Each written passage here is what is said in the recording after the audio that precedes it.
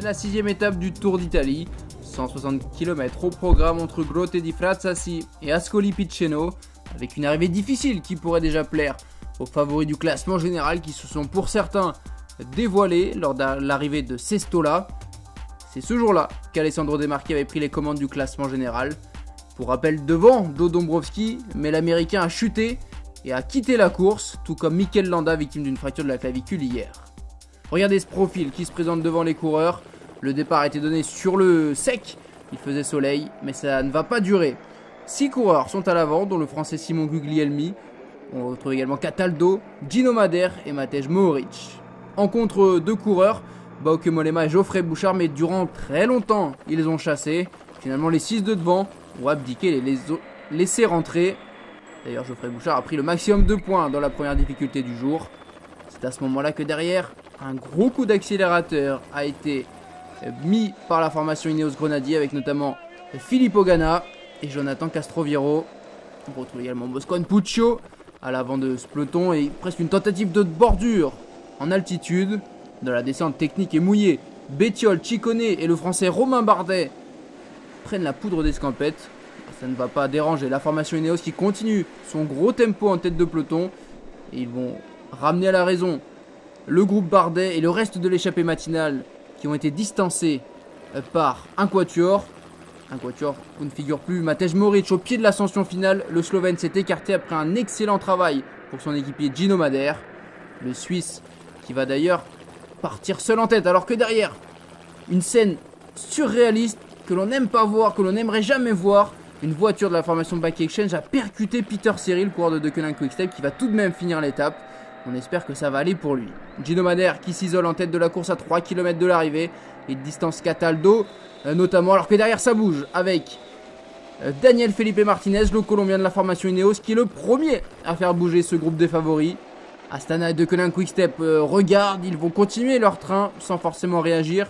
Et c'est finalement Egan Bernal, le dossard numéro 1, qui accélère, lui qui était déjà très en vue lors de l'arrivée de Sestola. Sous la pluie de nouveau, le Colombien qui semble vraiment retrouver sa forme et qui l'avait permis de remporter le Tour de France. Il est suivi par Ciccone et Evenepoel. Derrière, ça commence à avoir un peu plus de mal. Dan Martin est revenu sous la flamme rouge. Vlasov et Caruso sont juste derrière.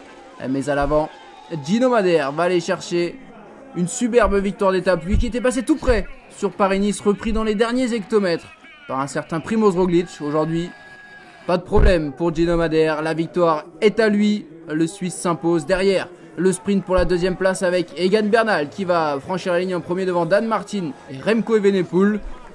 Et qui va prendre le maillot rose vu que De Marchi est à plus de 15 minutes. On pense forcément à Evenepoel qui est bien placé, à Vlasov également, mais il n'est toujours pas passé. Attila Valter était sans doute le mieux placé du classement général, il s'est accroché. Regardez les coureurs qui franchissent la ligne: Soler, Carty, Yates, Vlasov et Valter. Le jeune hongrois de la formation Groupama FDJ est le nouveau leader du Giro d'Italia. Regardez le top 10 de l'étape avec Gino Madère en tête. On retrouve Carty et Vlasov à 29 secondes. Ils ont perdu 17 secondes sur Bernal notamment. Et De Marchi qui franchit la ligne très loin dans un gruppetto. Il a essayé de se défendre, mais il a finalement perdu ce maillot rose au profit du jeune hongrois de 22 ans Attila Valter. Cette pépite du cyclisme qui est souvent placée et qui n'a pas encore de grandes victoires, mais qui s'impose aujourd'hui comme un coureur d'avenir. Nouveau maillot rose devant Evenepoel, Bernal, Vlasov, Louis Vervac, toujours 5ème. Un peu plus loin dans le top 20, on retrouve Bardet, 14ème, Vincenzo Nibali, 17ème. Surprenant Nick Schulz, toujours 20ème à 2 minutes pour la formation Bike Exchange, qui a été formée en partie en France. Demain, la 7ème étape avec un départ du côté de Notaresco, arrivé à Termoli. Un 4ème catégorie en cours d'étape.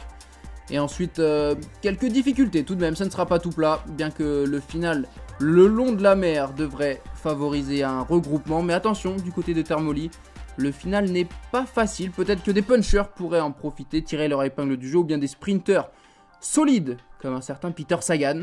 En tout cas, demain c'est sûr, Attila Valter, maillot rose sur les épaules, va pouvoir profiter d'une journée en rose, en lui souhaitant de le garder le plus longtemps possible, protégé de Marc Madio, qui va voir la vie en rose durant au moins une journée sur les routes du Giro.